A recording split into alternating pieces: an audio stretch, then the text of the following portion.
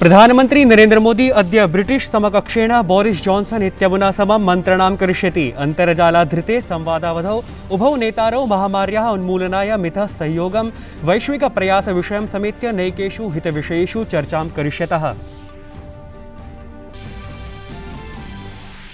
प्रधानमन्त्रिणा नरेंद्र मोदिना कृता कोविड-19 महामार्याः स्थितौ समीक्षा। महामारीं परास्तुं स्वीकृताः महत्त्वपूर्णनिर्णयाः। चिकित्साकर्मिणां संख्यां विवर्धयितुं स्वीकृतिः। नीट पीजी परीक्षायाः च स्थगनम्।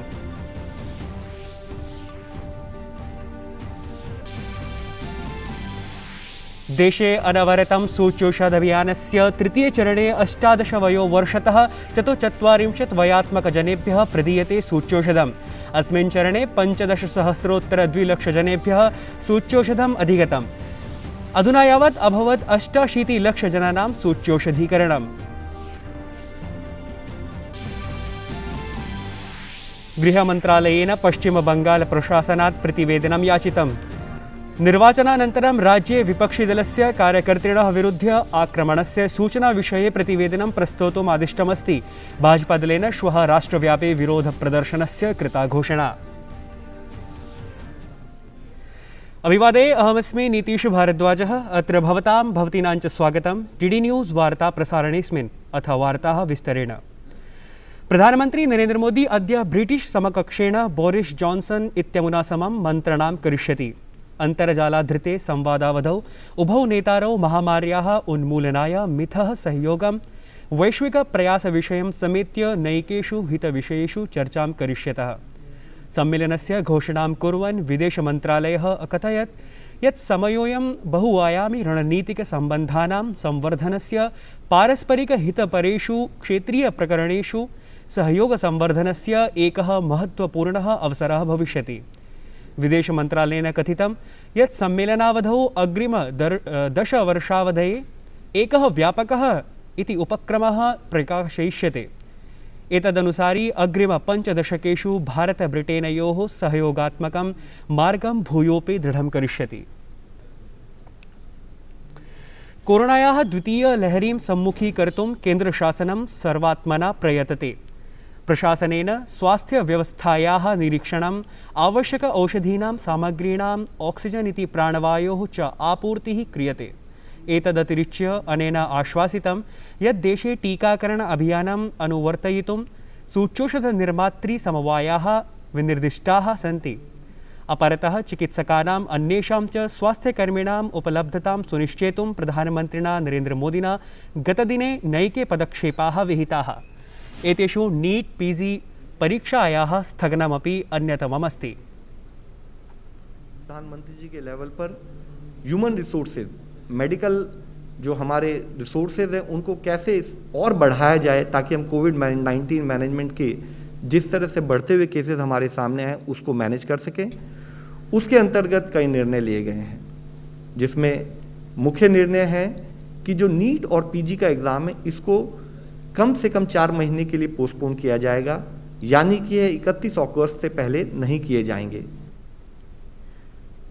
कोविड प्रबंधने सेवारतेभ्यः जनेभ्यः न्यूनातिन्यूनं 100 दिनात्मक कोविड दायित्वनिर्वहनानन्तरम् आगामिनीषु नियमितासु शासकीयवृत्तिषु प्राथमिकता प्रदास्यते।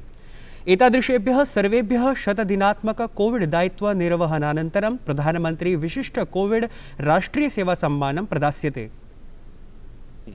जो आज एक ऐसी सेवा देश के लिए कर रहे हैं, जो प्राण बचाने के लिए अपने प्राण को भी, अपनी आप को भी on the line of duty खतरे में डाल के काम कर रहे हैं, उनको सम्मान देने के लिए जो भी आदमी 100 दिन कोविड ड्यूटी करेंगे उनको prime minister distinguished Covid national service सम्मान से सम्मानित किया जाएगा। साथ ही उनको आने वाले किसी मेडिकल रिक्रूटमेंट में भी। प्रधानमंत्री नरेंद्र मोदी नौसेनाध्यक्षेण करमबीर सिंहेन सह उपवेशनमेकं विहितवान्। नौसेनाध्यक्षः प्रधानमन्त्रिणं समसूचयत् यत् नौसेना राज्यप्रशासनेन सह सम्पर्कं विधाय चिकित्सालयीयशय्या, परिवहनम् इत्यादि वस्तूनां सन्दर्भे साहाय्यम् उपकल्पयति। अनेन विभिन्ननगरेषु नागरिकाणाम् उपयोगार्थं नूतन नौसेना चिकित्सालयानां विषयेपि प्रख्यापितम्। अनेन प्रधानमन्त्रिणा बोधितं यत् कोविड दायित्वप्रबन्धनाय नौसेनायाः चिकित्साकर्मिणः देशस्य विभिन्नस्थानेषु संयोजिताः। भारतीय नौसेना प्राणवायुद्धारकवाहनानां सहैव बहरीन, कतर, कुवैत, सिंगापुर प्रभृति देशैः भारताय अन्यापूर्तिः अपि प्रकल्पयति।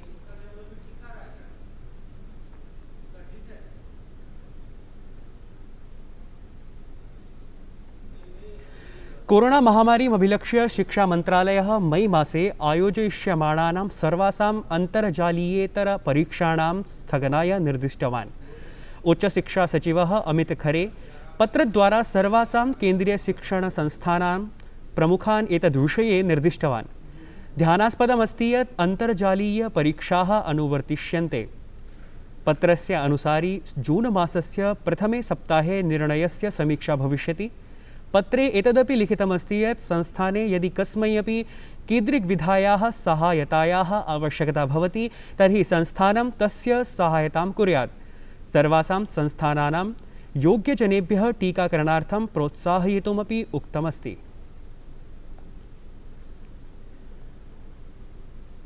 दिल्लीस्थ अखिल भारतीय आयुर्विज्ञान संस्थानस्य निदेशकः डॉक्टर रणदीपः गुलेरियाः उक्तवान् यत् गृहे एकान्तवासे ये रुग्णाः सन्ति तेषां प्राणवायुस्तरं यदि न्यूनं भवति तदा ईदृक्लक्षणानि चिकित्सालयगमनस्य आवश्यकतायाः सङ्केतं ददति।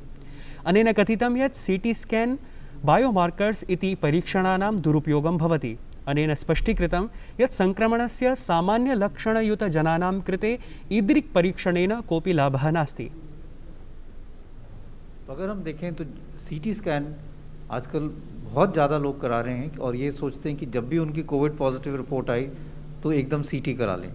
सबसे मैं पहले ये कहना चाहूँगा कि शुरू में सीटी कराने का कोई फ़ायदा नहीं है।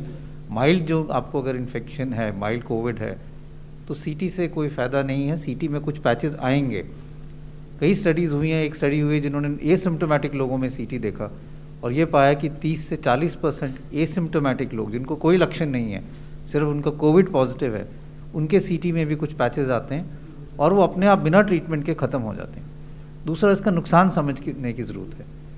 अगर हम एक सीटी कराते हैं, it is equivalent to almost 300 to 400 chest x rays कि बार बार स्पेशली यंगर एज ग्रुप में सीटी कराने से risk of cancer in later life increases. इसलिए मैं यही कहूँगा कि अगर आपको कोई सिम्टम नहीं है, माइल्ड डिजीज़ है और सैचुरेशन ठीक है, तो प्लीज़ सीटी ना कराएं। सीटी तभी कराने की ज़रूरत पड़ती है अगर आपको मॉडरेट इलनेस है और आप हॉस्पिटल में एडमिट हो रहे हैं, और अगर डाउट हो तो पहले चेस्ट एक्सरे कराना चाहिए, उसके बाद ही सीटी स्कैन कराएं। देशे प्रवर्तमानस्य कोरोना संक्रमणस्य आपदायां विभिन्नदेशैः अनवरतं साहाय्यम् उपकल्प्यते। अमेरिकादेशः अपि अनवरतं भारतस्य साहाय्यं कुर्वन् अस्ति। अस्मिन्नेव श्रृङ्खलायां भारताय अमेरिकापक्षतः 1.25 लक्षमित रेमडेसिविर औषधयः समुपलब्धाः। विदेशमन्त्रालयस्य प्रवक्त्रा अरिन्दम बागचिना अमेरिकादेशस्य सहयोगस्य स्वागतं विहितम्। मध्यप्रदेशे सर्वेपि अधिमान्यता प्राप्त पत्रकाराः अग्रिमपङ्क्तौ वर्तमानकर्मकरत्वेन घोषितम्। राज्यस्य मुख्यमन्त्रिणा शिवराज सिंह चौहानेन कथितं यत् पत्रकाराः कोविड संक्रमणस्य अतीवापत्काले स्वीयप्राणां सङ्कटापन्ने सति स्वधर्मस्य निर्वाहं कुर्वन्तः सन्ति। अतः ते अग्रिमपङ्क्तौ वर्तमानकर्मकरत्वेन इत्युद्घोषणाय निर्णयः अस्माभिः स्वीकृतः। अशेषे देशे कोरोना प्रकोपः अतितरां वर्धते। सद्यस्तनसूचनानुसारि विगते अहोरात्रावधौ 3 लक्षाधिकाः कोविड रोगिणः स्वस्थीभूताः। इत्थं सम्प्रति स्वस्थतामितिः प्रतिशतं 81.77 संजाता अस्ति। वर्तमानकाले आहत्य 42,613,000 लक्षमिताः कोरोनारोगिणः विभिन्नस्थलेषु उपचार्यन्ते। अपरतः विगते अहोरात्रावधौ अशेषदेशे 17,400,300 जनाः कोरोनाकारणात् मृत्युमुपगताः। कोरोनामृत्युमितिः 1.10 संजाता अस्ति। तत्रैव मृतकानां कुलसंख्या प्रवर्ध्य 59,998,200,000 संजाता अस्ति। अत्रान्तरे कोरोना महामारीं विरुध्य अनुवर्तमाने संघर्षे विगते अहोरात्रावधौ टीकाकरण अभियानान्तर्गतं 47,310,000-12लक्षमितेभ्यः जनेभ्यः कोविड-रोधि-सूच्यौषधं प्रदत्तम्। देशे अधुनावधि आहत्य 7,278,960,170,15,कोटिमितेभ्यः जनेभ्यः इदं सूच्यौषधं प्रदत्तम्। गृहमन्त्रालयेन पश्चिमबङ्गालप्रशासनात् प्रतिवेदनं याचितमस्ति। निर्वाचनानन्तरं राज्ये विपक्षिदलस्य कार्यकर्तृणः विरुद्ध्य आक्रमणस्य सूचनाविषये प्रतिवेदनं प्रस्तोतुम् आदिष्टमस्ति। अवधेयं यत् राज्ये मतगणनायाः अनन्तरं हिंस्रघटनानां सूचना समधिगच्छति। गृहमन्त्रालयेन प्रोक्तं यत् सत्तारूढं प्रशासनं विपक्षिदलानां कार्यकर्तृषु विहितस्य आक्रमणस्य विस्तृतं विवरणं प्रेषयेत्। भाजपादलस्य अनुसारं पश्चिमबङ्गाले गते 24 होरावधौ सञ्जातहिंसाघटनासु 9 जनाः मृताः। भारतीयजनतापार्टीति दलेन पश्चिमबङ्गाले नैर्वाचनिकपरिणामान् अनन्तरं तदीयदलस्य कार्यकर्तृणः अभिलक्ष्य सञ्जातव्यापकहिंसाचरणाय राष्ट्रव्यापी रोधाचरणाय घोषितम्। भाजपादलेन उक्तं यत् दलस्य सङ्घटनात्मकमण्डलानां विरोधप्रदर्शनकाले कोविड-नियमानाम् अनुपालनं भविष्यति। स्थितिमालक्ष्य भाजपादलाध्यक्षः JP नड्डा अद्य पश्चिमबङ्गालं गच्छति। तत्र नैर्वाचनिकपरिणामान् अनन्तरं भाजपादलस्य कार्यकर्तारः समर्थकाश्च मारिताः, नैके अन्ये च व्रणिताः सन्ति। विदेशमन्त्री सुब्रह्मण्यं जयशङ्करः लण्डने G7 देशानां विदेशमन्त्रिभिः सह उपवेशनानन्तरम् अमेरिका विदेशमन्त्रिणा एण्टनी ब्लिङ्केनेन सह विचारणां भाषितवान्।